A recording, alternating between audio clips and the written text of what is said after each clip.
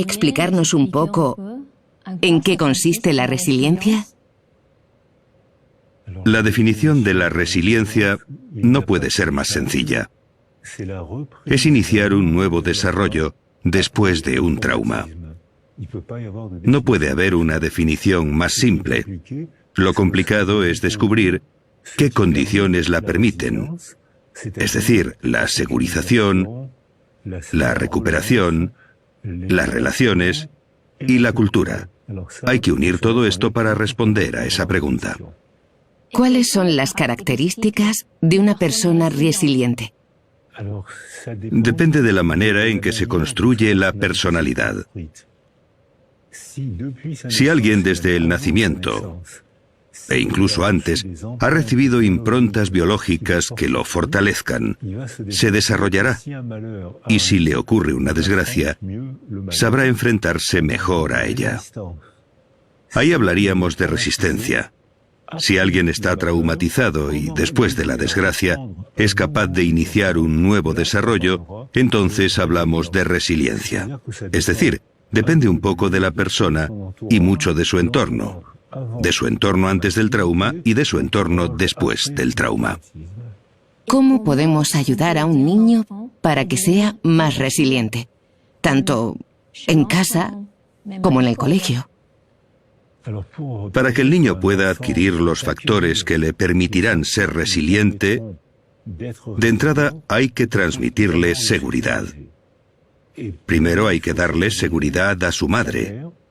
Estadísticamente son las mujeres quienes se encargan de los niños. Por eso tiene que sentirse segura, y ella, involuntariamente, transmite esa seguridad, que es lo que da seguridad al niño. También hace falta un entorno seguro, estructurado por la madre y por alguien más, que puede ser el padre, la abuela, la guardería, el hogar familiar.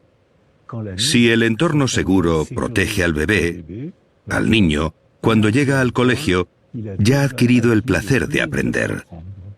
Y el colegio será para él una aventura, un estrés, un pequeño miedo que será capaz de superar.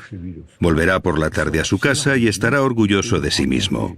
Le contará a su mamá lo valiente que ha sido y lo que ha acontecido en el cole. Si ha estado vulnerabilizado porque su madre ha sufrido agresiones, porque ha sido abandonada, porque ha estado enferma, porque la vida puede ser muy difícil. Pero los dos grandes factores que vulnerabilizan al bebé son la violencia conyugal y la precariedad social.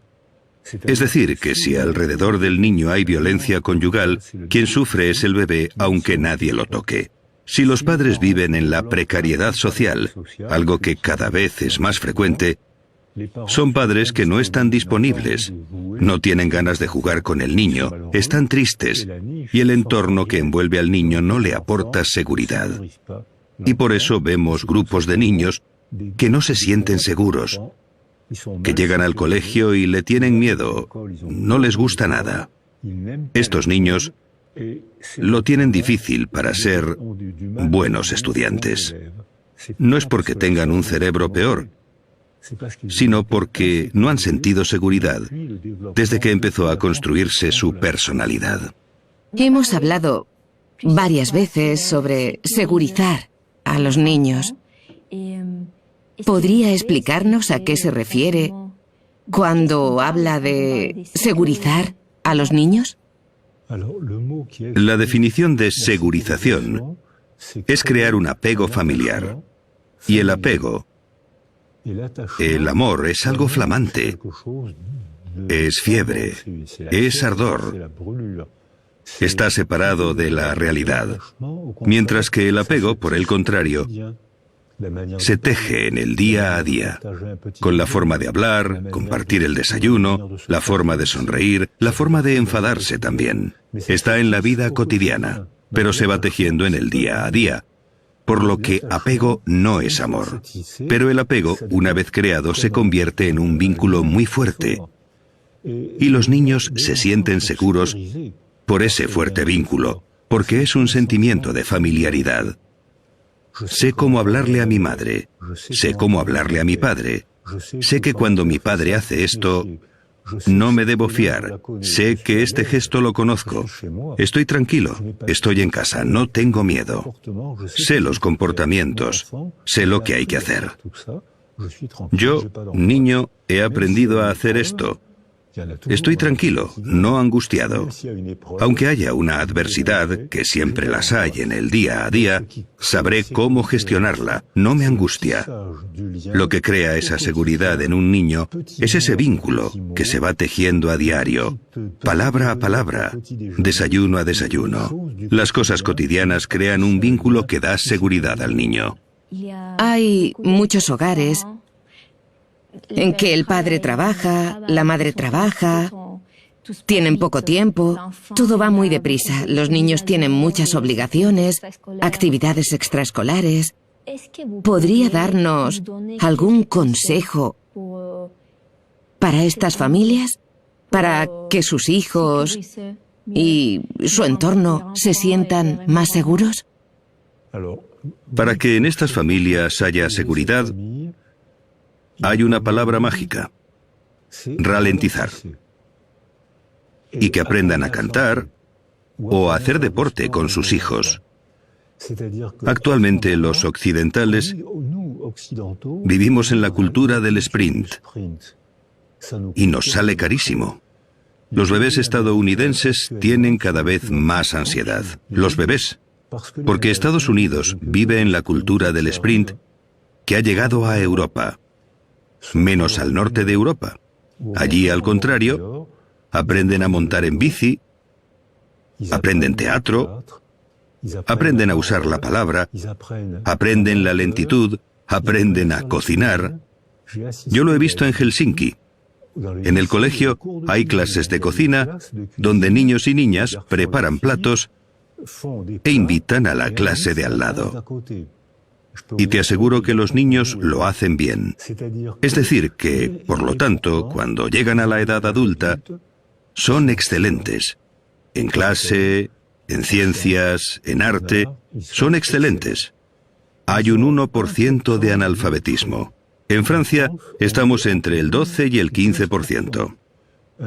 Un analfabeto será infeliz toda su vida. El 1% en Finlandia, 12 a 15% en Francia. En los países del norte de Europa había muchos suicidios, probablemente debido a la falta de sol, pero han reducido en 10 años la tasa de suicidio en un 40%, cambiando la cultura. Es decir, que tenemos la posibilidad de intervenir y, por supuesto, hay que ralentizar y divertirse para aprender el arte de vivir. ¿Tienen los profesores en el colegio la posibilidad de ayudar a los niños ante situaciones así? Los países del norte de Europa responden a su pregunta.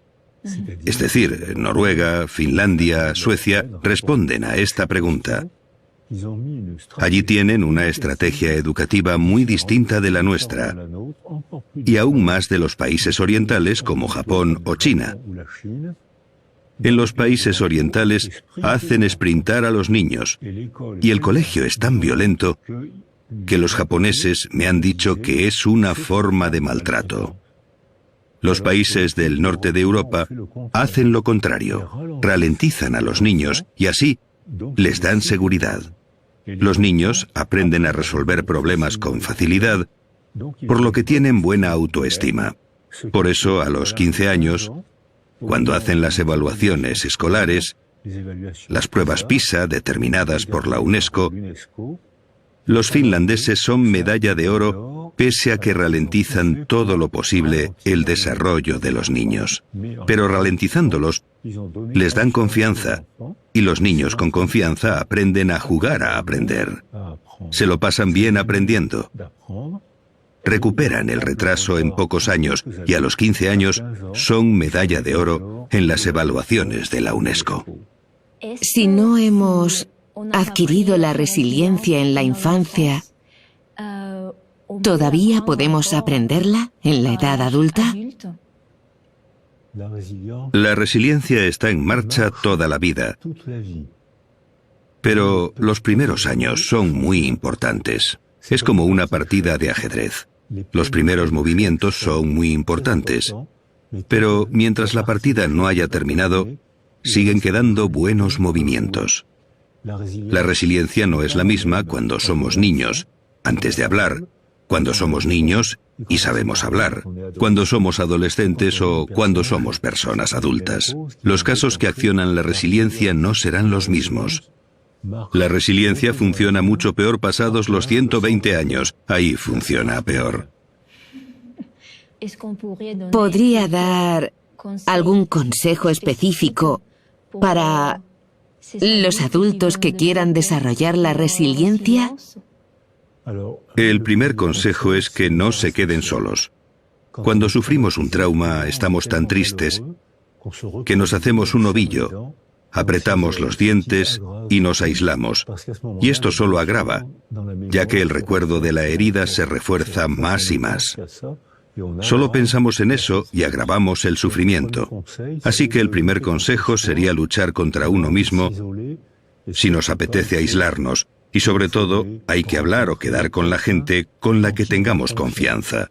Puede ser la mujer, el marido, la madre, un amigo, un cura, un monitor de deporte, alguien con quien tengamos confianza. Y no tenemos por qué empezar a hablar de inmediato. Primero tenemos que sentirnos seguros, como los niños. Y luego, cuando nos sentimos seguros, podemos reflexionar y podemos empezar a hablar. Aunque no hayamos sufrido un trauma grave, hay cosas cotidianas que pueden influirnos. Un divorcio, un despido. ¿Cómo pueden superarse estas cosas? Es imposible hacer un baremo de traumas. Si alguien ha sido vulnerabilizado durante su desarrollo, todo puede convertirse en trauma. Todo puede ser herida. Una mudanza, una mala palabra, porque se le ha vulnerabilizado antes del suceso. Si antes del suceso ha sido reforzado durante el desarrollo, será muy difícil que se traumatice. Hay gente que atraviesa adversidades tremendas y sufren, pero no desarrollan trastorno por estrés postraumático. Y al contrario, hay gente que ha sido vulnerabilizada, debilitada durante su desarrollo por vivir en la precariedad social, por la violencia conyugal, por haber sufrido y no haberlo podido expresar, por haber ocultado el sufrimiento. En estos casos, cualquier suceso puede dañar muy profundamente.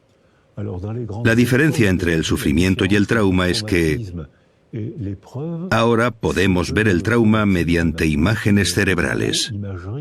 Podemos ver cómo funciona el cerebro. Durante un trauma el cerebro se apaga. No funciona o funciona mal. Mientras que en el sufrimiento el cerebro no se apaga. Estás afligido, ansioso, triste, enfadado, pero el cerebro funciona. Mientras que en un trauma se ralentiza, no funciona. Solo muestra colores apagados. Azul, verde, gris.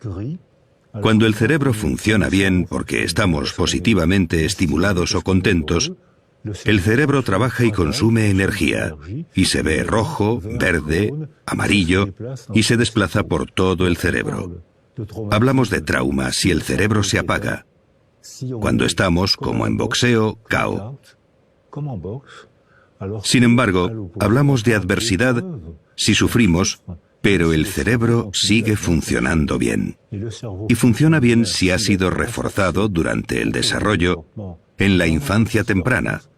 Y al contrario, es frágil si hemos sido fragilizados durante la infancia temprana. No podemos señalar una causa-efecto. No podemos decir que un trauma causa mucho daño. Dependerá de la manera en que nos hayamos construido antes de enfrentarnos a la desgracia o la dificultad. También habla sobre la diferencia entre el trauma y la representación del trauma. Así es. En un trauma se sufre. El sufrimiento forma parte de la condición humana. Estamos dolidos, tristes y sufrimos.